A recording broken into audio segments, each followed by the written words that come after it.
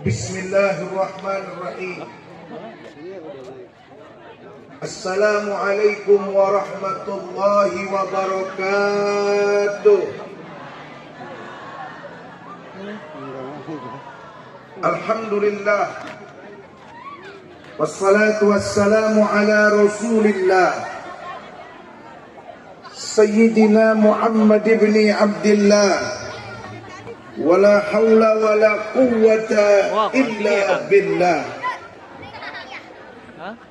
Allahumma salli wa sallim ala hadha an-nabiy al-karim wa rasul al-mubarak al-azim Sayyidina wa maulana Muhammadin wa ala alihi wa ashabihi wa junudihi wa ummatihi ajma'in. Amma ba'du fa ya ibadallah, usikum wa nafsi bitaqwallahi faqad fazal muttaqun. Ahibba'il kiram, para alim ulama, para kiai, para guru, para ustadz, para sesepuh, kita berdoa mudah-mudahan beliau-beliau, para guru, para orang tua kita senantiasa diberikan kesehatan dan panjang umur. Khusus yang sama-sama kita hormati orang tua kami Al-Mukarram Bapak Haji Jauhari. Kita doakan beliau sehat penuh dengan keberkahan, yang menjadi wasilah saya sampai ke tempat ini. Al-Mukarram Bapak Haji Kardianto dan juga segenap panitia Hari Besar Islam, kita berdoa mudah-mudahan penuh dengan keberkahan. Tak lupa bapak-bapak dan ibu-ibu, hadirin wal hadirat, adik-adik remajawan dan remajawati, yang di bawah, yang di atas, semuanya, mudah-mudahan kita termasuk orang-orang yang dirahmati, diberkahi oleh Allah Subhanahu wa ta'ala. Amin ya Rabbal. Kita bersyukur kepada Allah atas segala limpahan nikmat. Ini malam, di tengah turunnya rintik-rintik gerimis, tapi tidak menyurutkan niat dan hati kita untuk tetap bersama memeriahkan, merayakan, ikut bergembira dalam perayaan maulidnya Nabi besar kita Muhammad.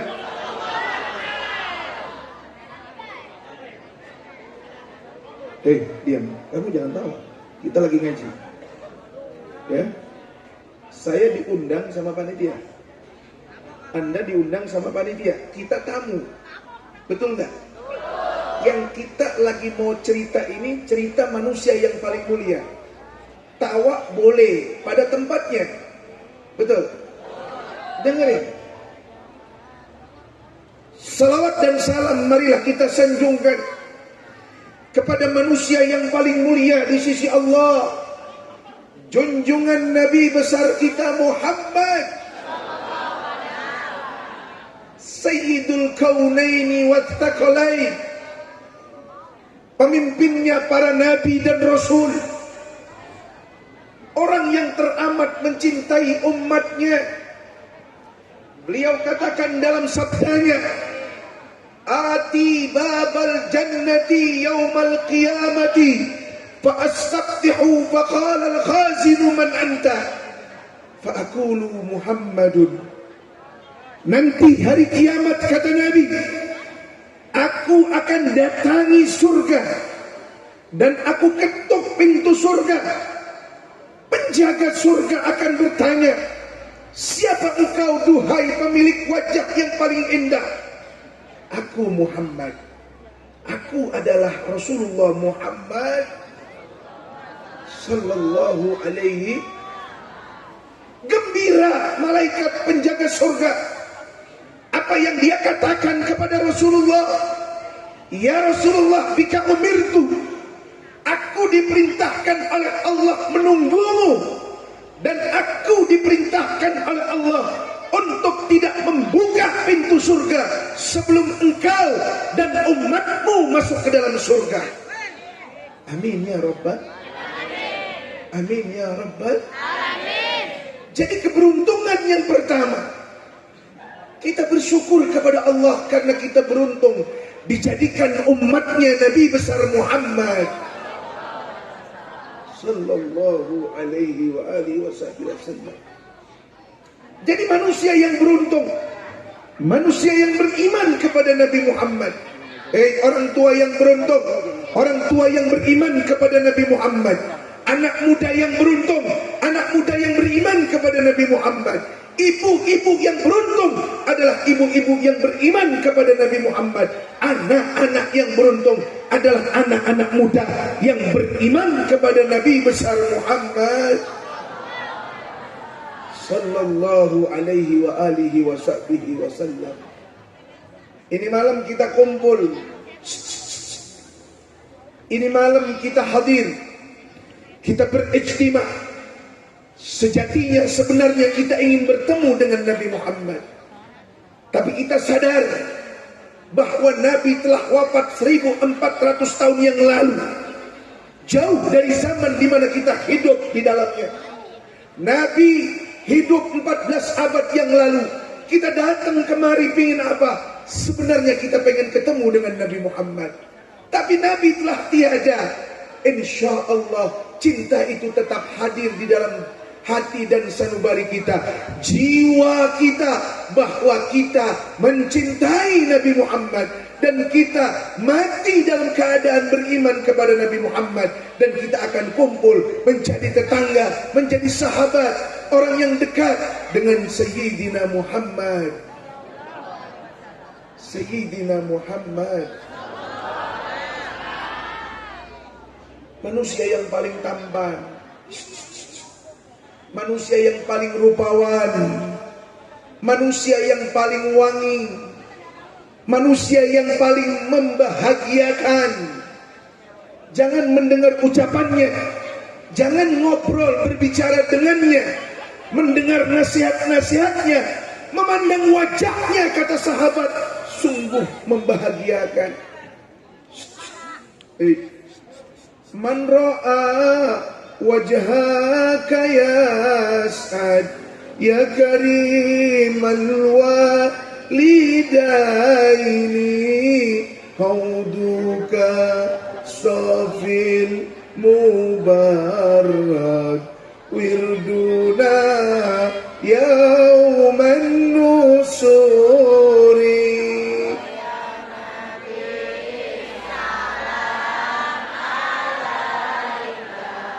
Ya Rasul salam, ya Habib salam, salawat.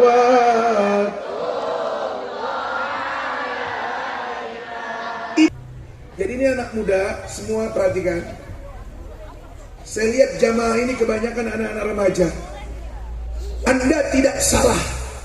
Anda berada di tempat yang benar ketika Anda dengan mengorbankan waktu apapun juga.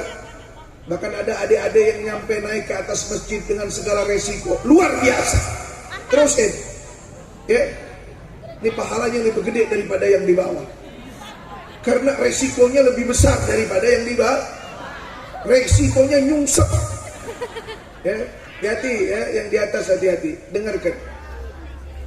Jadilah anak-anak muda yang dekat, yang kenal dengan Nabi Muhammad. Di mana dan bagaimana caranya hadir di peringatan Maulid seperti ini. Dengarkan cerita-cerita tentang Nabi Muhammad. Karena cerita tentang agama, cerita tentang akhirat, pengetahuan, dakwah tentang Allah dan sifat-sifat agungnya itu harus disampaikan oleh orang-orang yang benar-benar sempurna dan terpercaya, saudara. Perhatikan, kita dijanjikan surga.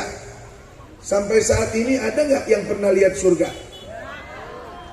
Kita ditakut-takutin neraka. Sampai saat ini ada nggak yang pernah lihat neraka? Tapi sebegitu yakinnya kita dengan surga, sebegitu takutnya kita dengan neraka. Kenapa?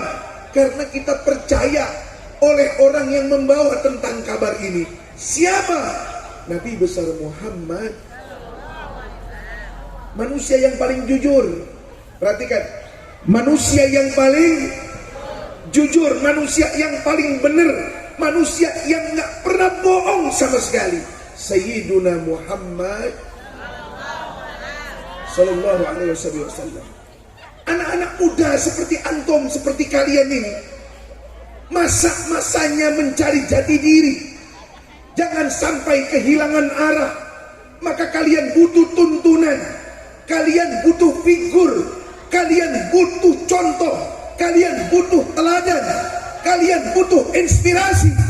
Dan Nabi Muhammad adalah sebaik-baiknya manusia, sebaik-baiknya contoh, sebaik-baiknya panutan, sebaik-baiknya kita mengambil inspirasi daripadanya.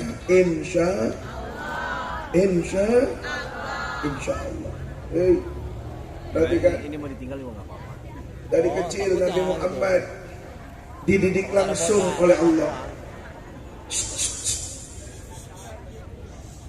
Nggak pernah dia maksiat, nggak pernah dia hadir di tempat-tempat yang nggak bagus, di tontonan-tontonan yang nggak bagus. Dijaga akhlaknya, dijaga kepribadiannya, dijaga pergaulannya, dibentuk oleh Allah menjadi manusia yang sempurna, zahir wa batin, khalqan wa khuluqan. Bukan cuma fisiknya, tapi akhlaknya juga sempurna. Nabi keringetnya aja lebih wangi daripada minyak misik. Dulu ada seorang sahabat mau menikahkan putrinya. Ini sahabat miskin, gak punya duit. Untuk beli minyak wangi buat pengantin baru dia gak mampu. Datang ke hadapan Rasulullah. Dia ngadu perihal ketidakmampuannya, padahal besok dia punya mantu. Rasul saat itu sedang berkeringat. Diambil kain lapnya, keringatnya sedang banyak, dilap sama Rasulullah. Kemudian diperes, dapat 1-2 tetes, dibawa pulang sama sahabat Nabi, dan dijadikan minyak wangi buat anak gadisnya yang baru menikah. Wanginya gak hilang berhari-hari, wanginya tidak luntur berminggu-minggu. Keringat daripada Nabi besar kita Muhammad. Kira-kira kalau keringat kita bagaimana? Hasam, bagaimana? Lagi nggak mandi. Orang sumur Bandung saya yakin senengnya mandi. Kelihatan mukanya bening-bening. Zahirnya sering mandi, hatinya sering selawatan kepada Nabi. Insya Allah jadi bidadari bukan cuma di surga, bukan cuma di dunia, tapi bakal jadi bidadari surga. Amin ya Rabbal. Ini anak-anak muda semuanya, yang remaja, mudah-mudahan para menjadi anak muda yang membanggakan dan membahagiakan Nabi Muhammad Sallallahu alaihi. Bu, dulu ketika perang, perhatikan, dulu ketika mau menghadapi satu peperangan, ada 2 orang anak muda menghadap Nabi, umurnya 12, 14, 15 tahun. Dia menghadap Nabi pengen ikut perang, nggak diizinin sama Nabi. Ngerengek pengen ikut perang, nggak diizinin. Ngerengek, akhirnya sama Nabi diizinkan. Siapa yang dia cari? Yang dia cari jagoan kafir Quraisy yang paling hebat, Abu Jahal laknatullah alaih. Dia tanya sama paman Abdurrahman bin Auf, paman, nanti kalau sudah di medan perang, kasih tahu ke saya mana yang namanya Abu Jahal. Emang kenapa? Badan ente kecil, dia punya badan gede tuh Abu Jahal. Ente berani? Siap paman. Ini anak muda nih, anak muda seumuran ente dah tuh, yang tadi nenteng-nenteng bendera gede banget tuh. Sama nih anak muda datang ke medan perang bawa pedang-pedangnya nyengser, dia seret-seret. Dia seret-seret, saking gedean pedangnya sama orangnya. Begitu perang berkecamuk, takut. Kata Sayyidina Abdurrahman bin Auf, pulang sini. Noh, yang namanya Abu Jahal. Langsung ini berdua, dia jalan dengan gesit di hadapan Abu Jahal yang saat itu ada di atas kudanya. Ditantang Abu Jahal untuk berduel dengan mereka berdua. Abu Jahal tawa, bocah kecil, badannya aja lebih kecil daripada pedangnya. Kenapa nih anak muda begitu bersemangat untuk berhadapan dengan Abu Jahal? Karena yang dia tahu, orang yang paling benci dengan Nabi Muhammad, yang paling banyak mencaci Nabi Muhammad, yang sering memfitnah Nabi Muhammad, mencela Nabi Muhammad, adalah laki-laki yang bernama Abu Jahal. Tidak banyak bicara, akhirnya pedang yang berat diangkat setinggi-tingginya, diayunkan ke kaki Abu Jahal kanan dan kiri. Abu Jahal tersungkur jatuh, dan saat itu Abu Jahal dikalahkan oleh dua anak muda yang masih ingusan, saudara sekalian. Anak muda yang mana? Anak muda yang membanggakan Nabi kita Muhammad. Anak muda yang membela Nabi Muhammad. Ini antum-antum semua yang hadir malam ini, saya yakin ini malam udah gerimis, tapi antum tetap setia untuk hadir di maulidnya Nabi Muhammad. Enggak ada, melainkan alasannya karena begitu cinta dengan Nabi Muhammad. Mudah-mudahan cinta antum semua dibalas dengan cinta oleh Nabi Muhammad sallallahu alaihi wasallam. Laqad ja'akum rasulun min anfusikum azizun alaihi ma anittum harisun alaikum bil mu'minina raufur rahim. Dengerin. Nabi Muhammad itu salah satu sifat agungnya, orangnya terasa berat penderitaan yang dialami umatnya. Umatnya lapar, Rasul ikut lapar. Ini pemimpin yang kayak begini yang paling bagus nih, betul. Jangan umatnya lapar, dia di restoran lagi makan, betul.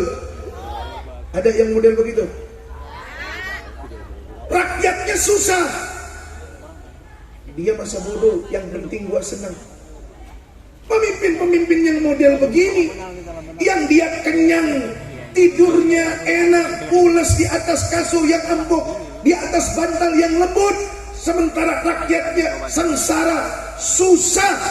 Pemimpin yang demikian jauh daripada surganya Allah Subhanahu wa ta'ala.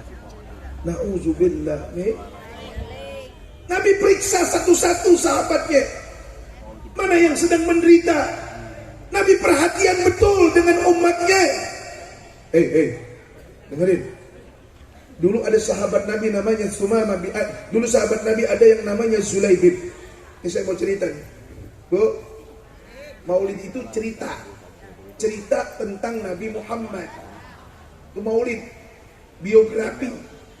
Tadi baca maulid gak? Maulid apa?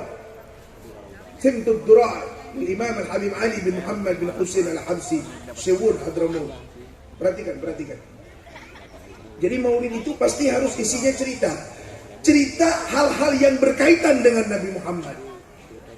Dulu ada seorang sahabat namanya Zulaibib, miskin papa, bukan anak orang kaya, bukan anak kabilah terpandang. Zulaibib ini sudah jadi perjaka tua, pengen kawin gak ada yang mau. Bukan cuma miskin, jelek mukanya. Kira-kira anak gadis mau gak sama laki-laki udah jelek miskin? Jawab. Woi, matre lo. Kata dia bukannya matre, Kiai. Bukan matre, tapi keturunan memang harus diselamatkan. Betul. Kalau bapaknya jelek, saya takut anak saya jelek-jelek. Kalau bapaknya miskin lah, anak saya juga ngikut miskin. Jadi kalau yang jelek sama miskin, udah buang aja Kiai. Jangan begitu. Min kali min plus. Betul nggak? Maknya jelek, bapaknya jelek, anaknya bisa aja cakep. Anak pungut. Bu, Bu, saya nggak ngeliat ada ibu-ibu di sini. Karena ibu-ibu kumpul sama anak muda, rasa-rasanya semuanya remaja. Bener. Saya ngeliat nih ibu-ibu yang ada di sini kayak perawan 18 tahun. 18 apa 81? Terus. Murung Zulaibib, duka lara karena usia semakin tua, nggak ada anak gadis yang mau menikah dengannya. Pertimbangannya udah miskin jelek. Oh, ngelamun, kedengeran nama Nabi Muhammad. Bocah, tidur situ. Jangan pulang, dengeri. Ini gua lagi cerita Zulaibib. Dipanggil Zulaibib sama Rasulullah. Ditanya, Zulaibib, iya ya Rasulullah. Ente kenapa ngelamun? Pengen kawin. Emang ngapa kagak kawin? Kagak laku. Mengapa? Ya Rasul tahu saya udah miskin, jelek. Dengerin ini. Ini lagi cerita si buruk rupa nih, namanya Zulaibib. Rasul itu orang yang gak enakan. Apa yang diderita oleh Zulaibib, Rasul pikirin. Akhirnya kata Nabi, ya Zulaibib, sekarang begini aja dah. Ente keluar kota Madinah, temuin kabilah, ada si Fulan tinggal di kampung tersebut, punya anak gadis, lamar, kawinin. Ini Zulaibib girang banget. Ya pokoknya mending lah, mau perempuan yang bagaimana kayak, yang penting kau. Datang Zulaibib ke Sumur Bandung dekat Madinah. Bu, Zulaibib datang ke Sumur Bandung dekat kota Madinah.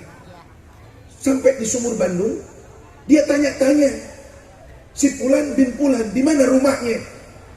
Begitu dia sampai diunjukin sama seseorang, kaget bukan kepala. Ternyata Fulan bin Fulan itu bukan orang biasa, orang kaya, kepala kabilah, dan anaknya ini paling cantik di Sumur Bandung. Coba ada nggak anak Sumur Bandung yang paling cakep? Coba berdiri. Saya mau minta nomor WA-nya. Hah? Lu ke Sirian aja lu? Ya wajar, betul nggak? Gue punya adik no, belum kawin. Ya, dengerin. Akhirnya Zulaibib memberanikan diri. Assalamualaikum. Waalaikumsalam. Kata tuan rumah sama istrinya, coba lihat no di depan ada siapa. Begitu diintip lewat jendela, bang ada tamu. Siapa? Kayaknya tukang minta-minta pengemis bang. Bujuk, orang jelek, kumel, kotor, dibilang pengemis. Coba bukain pintu. Siapa anda? Saya diutus Rasulullah. Mendengar nama Rasulullah, bergetar seisi rumah.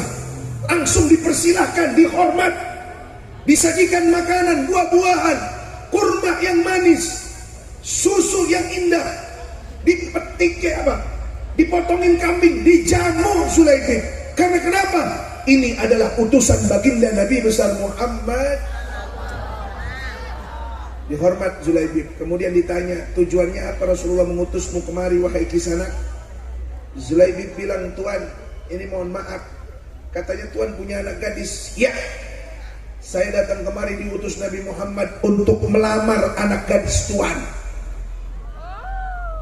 Wih.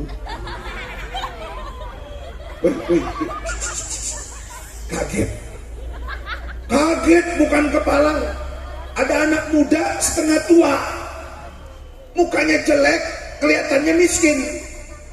Datangnya nggak bawa mobil, naik jalan kaki saking susahnya. Ngelamar anak gadis. Ini orang kaya, anak gadis paling cantik di kampung itu. Sebenarnya mau ditolak langsung ini, cuman kagak enak. Akhirnya mikir-mikir dulu. Nggak taunya anak perawannya dari dalam kamar langsung teriak, ayah, ibu, terima lamaran terima lamaran pemuda ini. Girang banget Zulaibib. Tuh anak perempuan cakep banget, keluar langsung nemuin Zulaibib, saya rela dinikahin sama dia. Kok bisa? Ya, saya tertarik bukan karena rupanya, saya tertarik bukan karena status sosialnya. Saya sangat tertarik dan bersyukur karena yang melamarkan saya untuknya adalah Nabi Muhammad. Bayangkan. Anak gadis yang mencintai Nabi Muhammad, apapun kata Nabi Muhammad, sami'na wa ata'na. Akhirnya dia rela dinikahin sama Zulaibib. Habis nikah, hari itu juga dibawa pulang ke kota Madinah sama Zulaibib. Zulaibib bangga, lo liatin tuh bini gua. Gua boleh jelek, bini gua cakep. Wah. Gua boleh miskin, bini gua anak orang kaya. Wah. Datang Zulaibib ke rumahnya gubuk reot. Masuk ke dalam rumah, dia ngobrol, berbincang, berdoa, beribadah segala macam. Tiba saatnya sudah menjelang jam 12 malam. Biasalah lampu-lampu sudah mulai ditiupin biar mati, agak gelapan sedikit. Baru aja Zulaibib mau nurunin celananya, di luar rumah terdengar bising-bising, teriak-teriak. Para laki-laki dipanggil Rasulullah. Zulaibib dia ke atasin lagi celananya. Urung, ditunda. Dia bilang sama istrinya, Neng, nggak ada yang lebih aku impikan melainkan malam ini malam pertama bersama istriku, Neng. Tapi Neng, malam ini ada panggilan Rasulullah, Neng. Izinkan abang keluar untuk membela Rasulullah. Karena Rasulullah manggil, ngajak perang di luar kota Madinah. Musuh sudah datang, Madinah akan diinvasi, Madinah akan diserang. Ayo kaum laki-laki orang Madinah, keluar semua, kita bela ini kota, kita bela Rasulullah. Zulaibib ikut pasukan tersebut. Dia menyongsong musuh di luar kota Madinah. Apa yang terjadi? Zulaibib si pengantin baru tewas terbunuh. Alhamdulillah. Inna lillahi syahid Zulaibib. Selesai perang, Rasul perintahkan sahabat untuk mengumpulkan jenazah sahabat Nabi. Diperiksa satu-satu, dicari Zulaibib. Zulaibib sedang terkelungkup. Begitu dicelentangkan wajahnya tersenyum. Apa kata Rasulullah? Zulaibib syahid, meninggalkan seorang bidadari dunia. Tapi Zulaibib dijemput oleh ribuan bidadari surga. Masya Allah. Ayo, bagaimana Nabi begitu sayang sama umatnya, dan umatnya membalas kepatuhan kepada Nabi Muhammad. Nabi begitu perhatian kepada umatnya, sahabatnya, perhatian kepada saudaranya, perhatian kepada umatnya. Dan siogianya lah umatnya membalas perhatian itu. Dengan apa? Dengan kepatuhan kepada Allah dan Rasulnya. Anak muda, dengerin. Ini zaman sudah semakin tua, fitnah sudah merajalela. Yuk, sing-singkan lengan baju kita. Kita hadapi ini fitnah zaman cuma dengan dua, ilmu dan takwa. Ilmu artinya, yuk jangan jauh dari majelis ilmu. Anak muda harus ngaji, jangan nunggu tua baru masuk majelis taklim. Betul?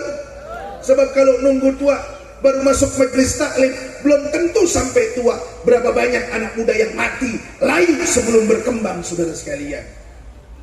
Ngaji, ada pengajian anak muda di sini? Hei, ada pengajian nggak? Ngaji, nggak boleh lepas dari majelis taklim. Alaikum bimujalasatil ulama wastima'il kalamil hukama. Kalian nggak boleh lepas dari ilmunya para ulama, dan kalian nggak boleh jauh daripada nasihat bijaknya ahli hukama.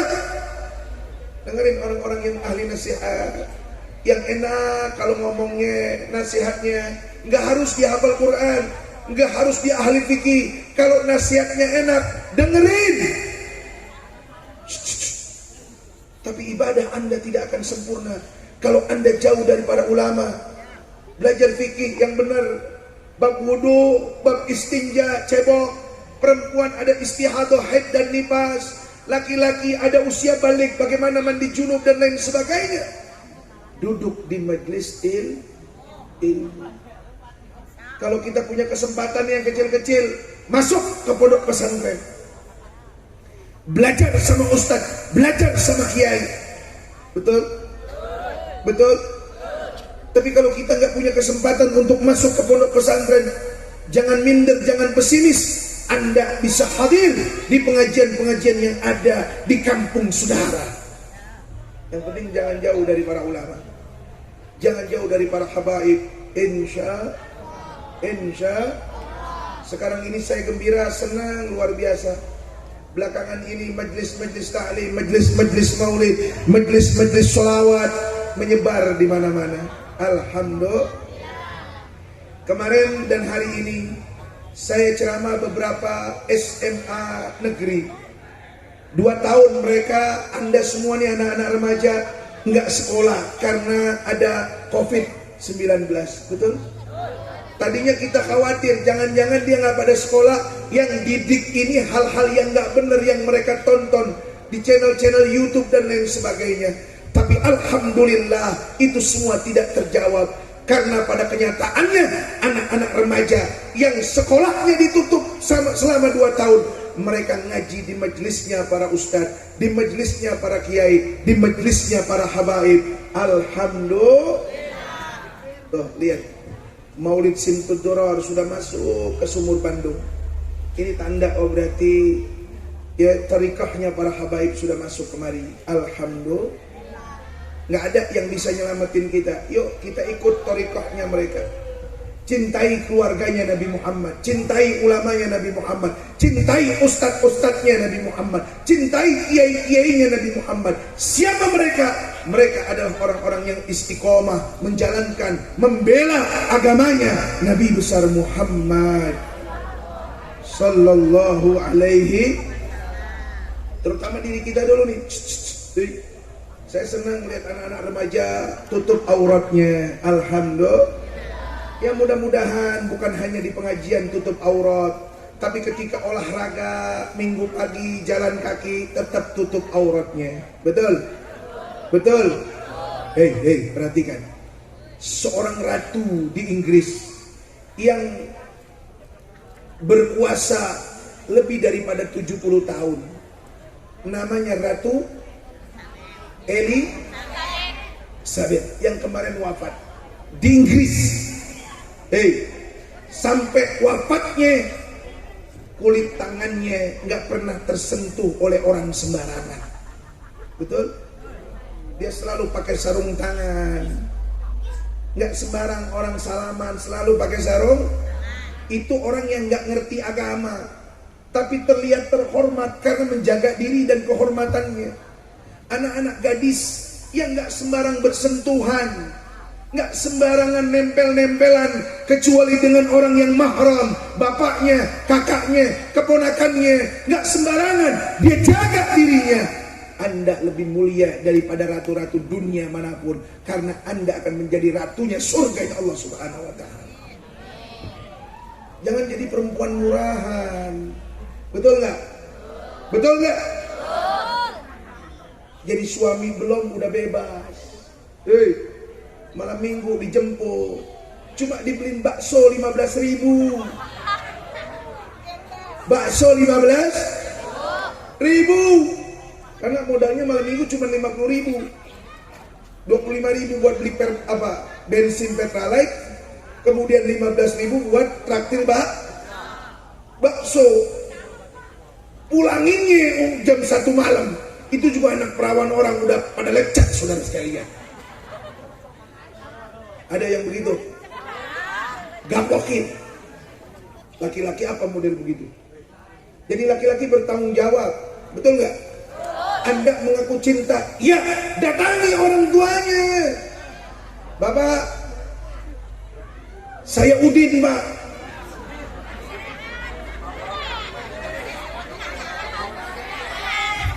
Ada Udin, ada Udin.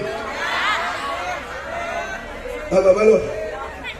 Ayo Udin, ini ayah. Coba tinggal buat kurang. Goreng teuing eta si Udin. Din, gua pinjam nama lu Din ya. Ini Udin laki-laki gentleman. Bapak, saya Udin, Pak. Dari Sumur Bandung, Pak. Demi kehormatan keluarga dan kampung saya datang memberanikan diri, Pak. Saya jatuh cinta dengan anak Bapak. Lagi. Cuman Pak, anak Bapak nggak mau sama saya. Apes amat loh, Din. Terus, anak Bapak sudah setuju. Saya datang kemari, Pak. Saya mau lamar anak Bapak buat jadi istri saya. Nikahkan kami, Pak. Saya nggak mau sekedar bersentuhan tangan, apalagi bonceng-boncengan yang bukan mahram.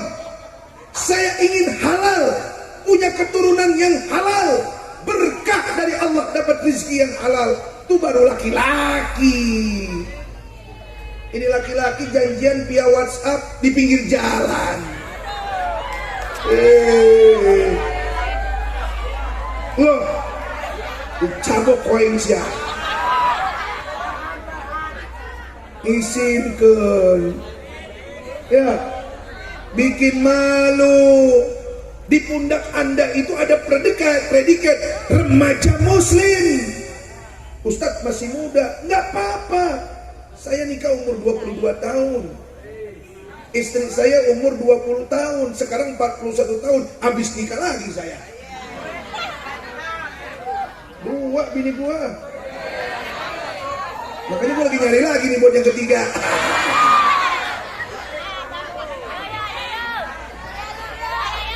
Banci itu mah. Udah pokoknya anak-anak remaja pasang aja muka di depan saya. Siapa tahu Anda beruntung. Moldekan. Jam siap moldekan. Nah itu bocah pada kemana tadi, banyak banget itu. Pada jatuh. Terus ini terus. Saya dikasih air 2 botol. Atu juga nggak ada yang dibuka ini. Ini minumnya bagaimana? Bukan? Ya cicing. Dengarkan. Siapa nama lo? Udin.